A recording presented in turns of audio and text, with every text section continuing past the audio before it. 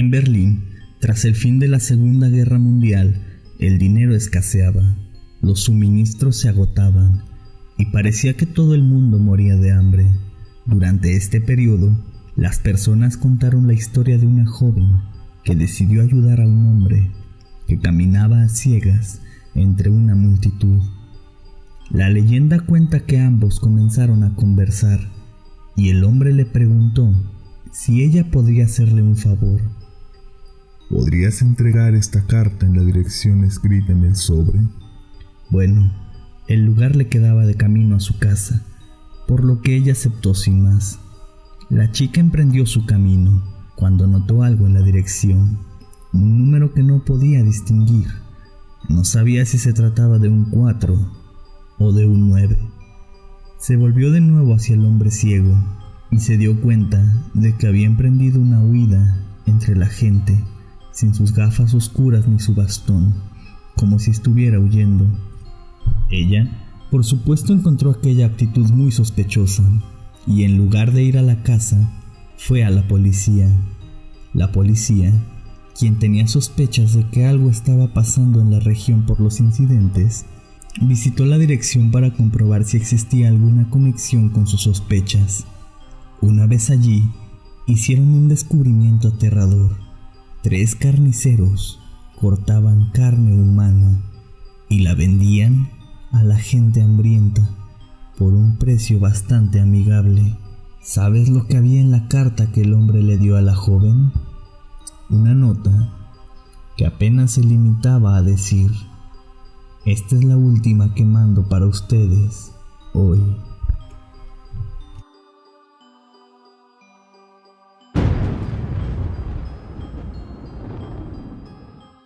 Hace algunos años, la prima de un amigo ganó en su cumpleaños un celular nuevo. Después de un largo día de trabajo, ella dejó su teléfono sobre la mesa y comenzó a ver la televisión. Luego de regresar de la escuela, su hijo se le acercó y le preguntó si podía jugar con el nuevo dispositivo. Ella se lo permitió, pero le dijo que no llamara ni enviara mensajes de texto a nadie, situación con la que inmediatamente el niño estuvo de acuerdo. Alrededor de las 11:20 de la noche, cuando finalmente se cansó de ver la televisión, decidió llamar a su hijo e ir a dormir. Se dirigió a la habitación del niño, solo para ver que él no se encontraba allí. Luego fue a su habitación para encontrarlo durmiendo en su cama, con el teléfono en la mano. Al navegar por su teléfono celular, se dio cuenta de algunos cambios menores, tales como un nuevo papel tapiz, un tono de llamada diferente, etc. Cuando llegó a la sección de fotos, comenzó a borrar las últimas imágenes capturadas, hasta que se encontró con la última. Cuando la vio por primera vez, no podía creerlo. Era su hijo, durmiendo en su cama, pero la foto parecía haber sido tomada por alguien más.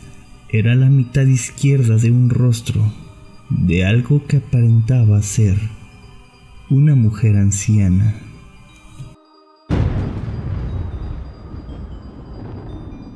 El viento arrastraba la hojarasca a la oscuridad, mientras ella procuraba acurrucarse junto a la fogata. El destino nos había llevado a cruzar caminos e intercambiar algo de comida.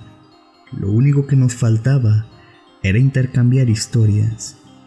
Cuando era pequeña, dijo, mientras se frotaba las manos, solían decir que la sal provenía de un demonio que dejaba un rastro de sal cuando se comía a los pecadores. Estuve a punto de soltar una carcajada, pero me contuve, dándole una buena mordida a un trozo de carne seca. La penumbra en sus ojos ocasionalmente se veía perturbada por destellos de luz. Las llamas iluminaban sus facciones, provocando que los surcos en su frente parecieran más profundos y oscuros. Abajo, sobre su garganta, resplandecía una cruz de plata completamente lisa. «¿De dónde vengo?», continuó.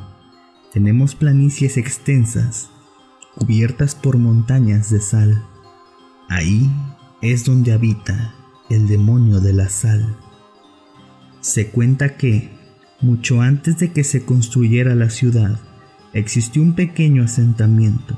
Solía estar habitado por individuos que cruzaban el desierto en las caravanas.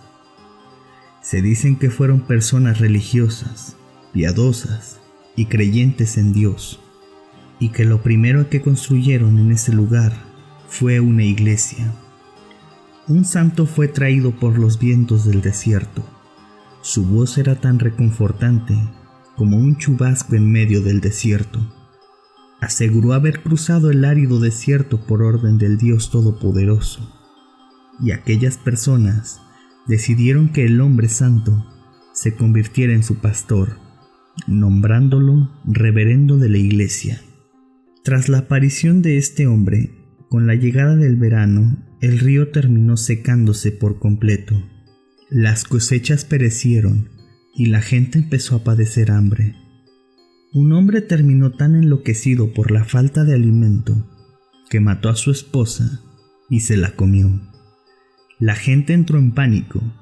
Jamás habían visto un crimen tan perverso.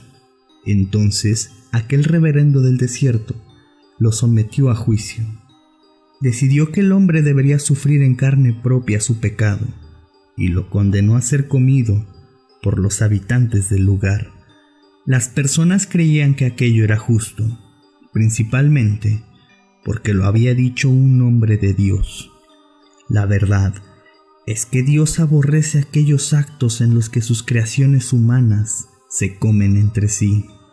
Considera que es mucho peor que robar, violar o matar. Y el pastor del desierto lo sabía, pues no era un hombre de Dios, sino un demonio de sal. Cocinó al acusado sobre una fogata y ofreció trozos a cada uno de los presentes. Una vez que ellos dieron su respectiva mordida a la carne, eran partícipes del pecado más perverso, y el demonio de sal se los comió. Después los escupió en montículos de sal. Había tanta sal que el suelo quedó completamente cubierto.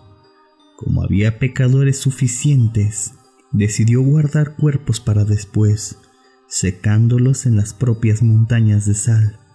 Guardó tantos que le durarían siglos. Ese demonio de la sal fabricó una bebé con su propia sangre y algo de sal. Cuando finalmente murió, ella se convirtió en el demonio de la sal, pues su padre le había dejado suficientes pecadores secos entre los montículos de la sal para que se alimentara. La carne salada puede durar mucho tiempo.